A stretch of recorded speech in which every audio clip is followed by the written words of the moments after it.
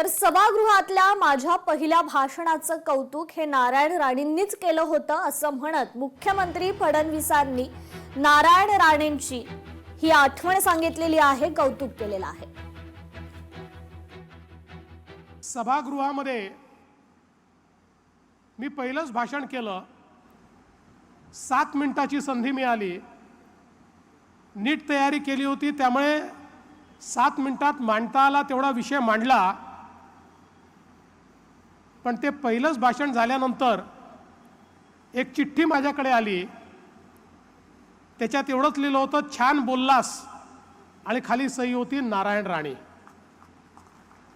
आणि राणे साहेबांचा ऋणानुबंध हा त्या दिवसापासून जो सुरू झाला तो आज तागायत सातत्याने तो कायम आहे। माननीय राणे साहेब, माननीय मुंडे साहेब यांच्यासोबत सभागृहात काम करायला मिळणं यापेक्षा मोठी पर्वणीच दुसरी नव्हती।